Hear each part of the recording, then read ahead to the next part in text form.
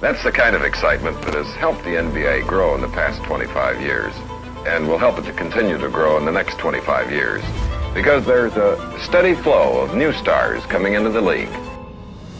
Outside to McAdoo. Look at that. Oh, man! They don't have anybody that can play them, man. There's nobody out there that can stop them at all. McAdoo was the greatest clutch player that I ever coached. Unfortunately, the season had its disasters. If the calls didn't go the team's way, neither did the baskets. No, no, no! No, he threw it! The Braves look for better days. Under the ownership of John Y. Brown, the Braves once again will be a force to be reckoned with in the NBA. They will indeed be a team on the rebound.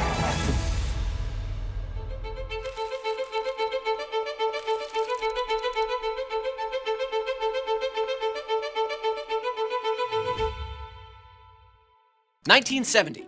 The harrowing Apollo 13 space mission captivates people around the globe. Pele carries Brazil to yet another World Cup title, becoming the first player ever to win the tournament 3 times, and the NBA's expansion blitz keeps on humming. That winter, after expanding from 9 franchises to 14 over the previous 4 years, the league announced its intention to add 4 more franchises for the 1970-1971 campaign. 1 in Houston, 1 in Portland, 1 in Cleveland, and 1 in Buffalo. Yeah, Buffalo. A chilly northern city spitting distance from Canada with a metro population of just north of 1 million people. Not exactly a huge market, especially by NBA standards. Still, even though NBA basketball had already flopped twice elsewhere in upstate New York, and even though Buffalo was in the early stages of a major industrial and population decline, the league was undeterred. Now at the time, with the NBA trying to neutralize the upstart American Basketball Association, it's possible that the league simply threw caution to the wind as it vied for more market share and more capital via expansion fees. But having said that, the NBA wasn't the only league that saw potential in Buffalo. Within months of landing an NBA franchise, Buffalo also landed an NHL team, the Sabres, and that same year, the city's beloved Bills graduated from the American Football League to the NFL via the seismic merger between the 2 rival leagues. Ultimately, in a very short span in 1970, Buffalo transformed from a small-time pro sports market into one of America's foremost sports cities, with 3 major league franchises. In retrospect, however, Buffalo bit off more than it could chew, so to speak, and their suddenly overcrowded sports scene ended up contributing in a big way to their NBA team's eventual demise. We'll get there though. First things first. In what now feels like an obvious omen, Buffalo's NBA team, which would call themselves the Braves, was beset by instability from essentially day one. Get this, the franchise's original owners, an investment firm out of Manhattan, had to give the team up before they played their first game due to financial and legal trouble. Not exactly an auspicious start. And the man who eventually took over as Braves owner wasn't the most qualified either. His name was Paul Snyder, a then 33-year-old entrepreneur who had recently sold his share of a frozen food empire for more than $20 million and was looking to reinvest his money. So he bought real estate, including the land that would become the famous Darien Lake amusement park, and he bought an NBA team, even though he had never so much as been to a pro basketball game before 1970. Still though, things could have been worse. Houston's would-be expansion team, for instance, had collapsed months earlier after their owner failed to make a deposit payment on his expansion fee. The thing is though, things did get worse for Buffalo. And again, this is all before they've even played their first regular season game. See, the Braves were one of 3 teams that was about to call Buffalo's 10,000-seat Memorial Auditorium home, along with the newly formed Sabres and the Canisius Golden Griffins, the highly popular college basketball program. And unfortunately for the Braves, they were 3rd in the pecking order when it came to choosing dates for home games. This was a disaster for the Braves, who were at a financial disadvantage from the get-go as a result. They either had to acquiesce to suboptimal dates for home games at the odd, or play somewhere else entirely. In fact, their scheduling limitations were so bad in their early years that they ended up playing more than a dozen home games at Toronto's Maple Leaf Gardens. When I made the deal for the Braves, I had to deal with the Sabres, and the Sabres locked me out of having a weekend playing date. The Sabres played Sunday. Canisius College had a long-term contract on Saturday nights. And I had to play, the Braves had to play Tuesday and Friday in direct competition with all the high schools. Yeah, not exactly a recipe for sustained success. But these business realities were of no consequence to Eddie Donovan, the Braves' first general manager and previously a key architect of the Knicks team that won the NBA title in 1970. And the veteran executive wheeled and dealed as best he could to try to cobble together a decent asset base for his fledgling team. Memorably, he traded away his biggest get in the 1970 expansion draft, six-time All-Star and future Hall of Famer Bailey Howell, for a promising young big man named Bob Kaufman and a future second-round draft pick. It should be said, though, that Donovan also botched the franchise's first pick in the 1970 NBA draft, taking John Hummer at number 15 over local legend and future Hall of Famer Calvin Murphy. Nate "Tiny" Archibald was also on the board at the time. No matter what Donovan did, though, the Braves were destined to struggle out of the gate like virtually every other expansion team. And as the 1970-71 season dawned, the real question was, is this situation in Buffalo actually sustainable? Before long, they'd get their answer. Following that turbulent first offseason, the Braves' inaugural season in the NBA actually got off to a strong start. In their first ever regular season game against the expansion Cleveland Cavaliers, the Braves cruised to a 15-point victory at the Auditorium in front of an official crowd of 7,129. Not an awful turnout by the standard of the day. However, reality sunk in quickly after that. Following that monumental first victory, the Braves lost 9 straight games, none by a margin of less than 5 points. That stretch included 2 losses to the expansion Trailblazers, by the way. Yeah, Buffalo was bad. Real bad. Over the course of that trying first season, the Braves stumbled through 4 separate losing streaks of 7 games or more, won more than 2 straight games only once, and managed just 11 victories against non-expansion teams. In the end, the Braves finished their first season 22-60, good for the second worst record in the NBA, better than only the Cavaliers. And between their lousy performance, their inability to secure desirable dates for their home games, and the fact that the league loaded up their schedule with games against fellow expansion teams rather than the premier must-see clubs, the Braves also struggled mightily at the box office. They averaged less than 5,000 fans per game in 70-71. That was bad in and of itself, but it was particularly painful considering how well the Sabres were drawing in their first season. It was a rough start, without a doubt, although there were a couple bright spots. Most notably, the Kaufman trade was a home run. The 24-year-old averaged more than 20 points, 10 rebounds, and 4 assists per game, earning his first of 3 All-Star nominations. Plus, the Braves' struggles earned them the 3rd overall pick in the 1971 NBA draft, affording them their best opportunity yet to land a potential franchise cornerstone. With it, they selected Elmore Smith, a 7-foot blocking machine who, along with Kaufman, gave Buffalo a formidable young frontcourt. And heading into their second season, the Braves had a bit more reason for optimism. However, Buffalo's scheduling problems remained a significant thorn in the side of both the Braves and the league, and the NBA wasn't going to tolerate it in perpetuity. See, the Braves' spot in the pecking order for dates at the Auditorium made it so that the NBA had to wait for both the Sabres and the Golden Griffins to figure out their schedules before the NBA could finalize theirs. It was a headache the league didn't care to deal with, and doubly so because it hamstrung their ability to finalize their broadcasting rights contracts. So the NBA ultimately gave Snyder a deadline. 5 years to figure it out. In the meantime, though, Donovan and the Braves made gradual progress towards respectability. Buffalo's second season was no better than its first. The Braves actually managed the exact same record for a second straight year, but this time around, having finished last in the Eastern Conference, the Braves netted the 2nd overall pick in the 72 draft. And with that selection, the Braves finally landed the transformative talent they desperately needed, a legitimate difference maker who would go on to become the most accomplished player in franchise history. With the 2nd overall pick in 72, the Braves selected Bob McAdoo, an All-American out of UNC who, by all accounts, should have gone 1st overall to Portland. Instead, though, McAdoo fell into Buffalo's lap, and the versatile big man immediately made it clear that the Blazers screwed up. McAdoo wasn't just the best player on the Braves. He was one of the best players in the league. In 72-73, Mac averaged 18 points and 9 rebounds per game while appearing in all but 2 of Buffalo's contests. For his efforts, he was named Rookie of the Year in a landslide. And although the Braves continued to flounder even with McAdoo's outsized contributions, it wasn't long before Donovan surrounded the young star with a worthy supporting cast. In the summer of 73, Donovan overhauled his roster, drafting a new starting point guard in Ernie DiGregorio and pulling off multiple trades that effectively transformed the Braves. Only 2 years removed from drafting him 3rd overall, he dealt Smith to Los Angeles for small forward Jim McMillan, a one-time NBA champ who had averaged nearly 19 points per game over the previous 2 seasons with the Lakers. Donovan also traded away Hummer, his regrettable first ever draft pick, for a promising young power forward named Gar Hurd. And when the revamped Braves took the floor in 73-74, their 4th season in the NBA, they were a different animal. They were legit. Propelled by an even better McAdoo, who averaged more than 30 points per game and took home his first of 3 straight scoring titles, the Braves fielded the best offense in the NBA that season. McMillan, just like he had with the Lakers, averaged almost 19 points per game. Hurd averaged a double-double per game. Randy Smith, who had been a fixture for the Braves since their second season, averaged almost 16 points per game. And Di Gregorio, or Ernie D, took home Rookie of the Year honors after averaging more than 15 points and a league-leading 8.2 assists per game.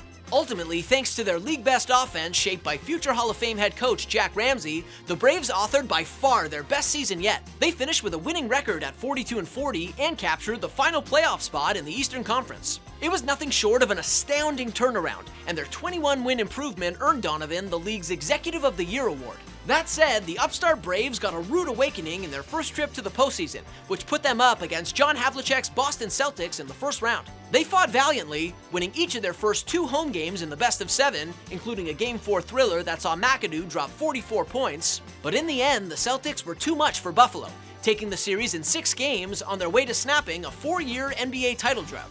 Still, despite their quick postseason exit, the Braves put the NBA on notice in 73-74. They had arrived, and that breakout entranced the city of Buffalo. That year, the Braves averaged over 10,000 fans per game despite playing the majority of their home games on weeknights. Not bad at all. And again, they were just getting started. The following season, with their entire starting lineup back, the Braves were even better than they had been in 73-74. For his part, McAdoo turned in the finest season of his Hall of Fame career, taking home league MVP after averaging more than 34 points and 10 rebounds per game. McAdoo was just unstoppable that season. His coach back then, Dr. Jack Ramsay, called him one of the most complete players the game has ever known. And even though a severe knee injury limited Ernie D to just 31 games, the Braves were still a juggernaut. They went 49-33 that season, finishing with a better record than every team in the NBA except the Celtics and the Washington Bullets. Unfortunately, however, it was the 60-win Bullets, the league's best defensive team, that Buffalo drew in the Eastern Conference semifinals. And although a brilliant McAdoo and the Braves pushed Washington to 7 games, it was the Bullets that prevailed in the decisive Game 7. A second straight quick ouster was a gut punch for sure, but the bigger blow arguably came weeks prior. In the closing days of the regular season, Donovan, Buffalo's original GM, a part owner, and the de facto architect of this increasingly impressive Braves team, resigned, leaving a leadership void atop the organization. And, in a sense, it marked the beginning of the team's slow unraveling. I say slow because the Braves were still a top team in 75-76 with much of their core still in place. With McAdoo and Smith averaging almost 53 points per game combined, Buffalo fielded an elite offense yet again and earned a 3rd consecutive playoff berth. Although, unlike the previous year, they didn't earn a bye into the Eastern Conference semis. What they did earn, however, was their first and only postseason series victory. Pitted against the emergent 76ers in the first round, the Braves outlasted Philly in an epic best-of-3, taking the decisive Game 3 on the road by 1 point in overtime behind a 34-point, 22-rebound effort from McAdoo. It was a massive triumph for Buffalo, the high point in the franchise's brief history. It was followed, though, by yet another ousting at the hands of the Celtics. In the Eastern Conference semis, despite responding with aplomb after going down 2-0 in the best-of-7, the Braves were outmatched by Boston, who took the series in 6 games en route to a second championship in 3 years. And with that defeat, even though it followed a 3rd straight playoff season and the franchise's greatest playoff triumph yet, the Braves' fortunes swiftly turned. Like, real fast. Almost overnight, the Braves morphed from a legitimate contender, anchored by one of the game's biggest stars, to an organization on the brink. First, notwithstanding the Braves' much improved on-court performance in the mid-70s, Snyder had made next to no progress in resolving his team's scheduling quagmire. Which, frankly, wasn't all that surprising. The Sabres weren't going to give up their Sunday slot at the Auditorium, nor was Canisius going to give up its Saturday slot. And Snyder didn't want to build a new arena and effectively compete against Buffalo's other big-ticket teams. There was simply no good solution here, and Snyder's time was up. The NBA had given him 5 years to figure something out, and 5 years had come and gone. Now, the league needed something to change, and Snyder, who had previously bemoaned the lack of fan support in Buffalo and claimed that he was losing money, knew what he wanted to do. He wanted out. So, in the summer of '76, Snyder reached an agreement to sell the team to a Florida hotel magnate who would buy the Braves for roughly $6 million and relocate them to the Miami area. Not so fast, though.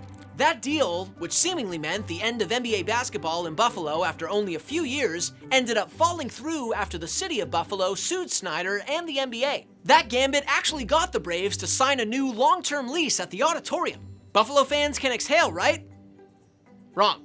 That new lease wasn't the salvation it appeared to be. See, that agreement also included escape clauses that allowed the Braves to get out of their lease if season ticket sales or revenue targets weren't hit. That's important to keep in mind as John Y. Brown enters the picture. Brown was the son of a U.S. congressman who had made a fortune turning Kentucky Fried Chicken, KFC, into the fast food giant it is today. He was also the famously meddlesome owner of the ABA's Kentucky Colonels, one of the two teams that folded following the league's merger with the NBA in the summer of '76. The Colonels, it should be noted, were seen as a strong choice to be one of the 4 ABA teams absorbed into the NBA, but Brown decided to take a $3 million cash buyout instead. As a result, Brown found himself without a basketball team right around the time that Snyder was shopping the Braves around. And even though Brown had claimed that he didn't want to be in the basketball business anymore, he evidently saw an opportunity in the Braves. And soon enough, Brown was a part owner of the Braves before buying out Snyder entirely midway through the '76-'77 campaign. And you better believe Brown was aware of that escape clause in his team's new lease with the Auditorium, because he essentially dismantled the Braves in the thinly veiled hopes of chasing away the fans and moving the team out of Buffalo. Frankly, even before he started selling off assets, the writing was on the wall. Ramsey, Buffalo's beloved head coach, didn't have his contract renewed following the '75-'76 season. Instead, he moved on to Portland and won a championship in his first season there. And then the teardown really started. The first blow? Getting rid of Moses Malone. Let me explain. So following the NBA-ABA merger, Buffalo acquired the former ABA standout in a trade with Portland. And Malone, a ridiculously talented 21-year-old who was an all-star in the ABA as a rookie, looked poised to be a new building block for Buffalo. Except after only 2 games in Buffalo and a whopping 6 total minutes of playing time, the Braves traded the future 3-time MVP and Hall of Famer to Houston. Brutal. But not nearly as brutal as what came next. Not even 2 months into the '76-'77 season, the Braves traded McAdoo, their franchise cornerstone and the league scoring champion for the previous 3 seasons, to New York. McAdoo was a pending free agent at the time, and rather than meet their best player's contract demands, Braves ownership shipped him out. More devastating moves would follow. In fact, from June of '76 through February of '77, the Braves made at least 9 major trades involving 13 players. And not surprisingly, having shipped out some of their most important pieces, the Braves' performance tanked. Over the course of that tumultuous season, the Braves went 30-52, good for the second worst record in the NBA. If there was one silver lining, it was the play of Adrian Dantley, who took home Rookie of the Year honors after averaging more than 20 points per game on better than 60% true shooting. He was traded that offseason. And ultimately, Brown's scheme worked. The Braves drew less than 320,000 fans in '76-'77. Not even 8,000 per game, their lowest attendance figure since their inaugural season. And that number dropped off even farther in '77-'78 as the decimated Braves once again put up the NBA's second worst record. Brown had done it. With the Braves averaging less than 6,300 fans per game, their revenue had dropped to the point that they could now void their lease at the Auditorium, clearing the way for Brown and his new co-owner to relocate and/or sell the franchise. And while the deal that Brown eventually made was far from the typical sale/relocation, it was clear in the wake of that '77-'78 season that the Braves and NBA basketball were finished in Buffalo. So what happened? Well, you know Irv Levin, the Hollywood bigwig who had owned the Celtics since the early '70s? Believe it or not, he didn't love owning the NBA's most gilded franchise. What he really wanted was to own a team in his native California. But obviously, the NBA would never even entertain the possibility of letting him relocate the Celtics to the West Coast, so he and Brown cooked up a deal for the ages. They essentially decided to trade franchises, with Brown taking over the Celtics and Levin taking over the Braves, whom he then intended to relocate to San Diego. It was unorthodox to say the least, but it gave both men what they wanted. Brown made out like a bandit, acquiring a much more valuable franchise that he ultimately sold his stake in 1979, while Levin got his Cali team, and the NBA was cool with it. In July of '78, the Board of Governors approved the swap in an almost unanimous vote. With that, the Buffalo Braves were no more, and the San Diego Clippers were born. That team would relocate to Los Angeles in 1984. And today, almost a half-century removed from their last game, the Buffalo Braves are little more than a hazy memory, a franchise whose brief history has essentially been swallowed by the sands of time.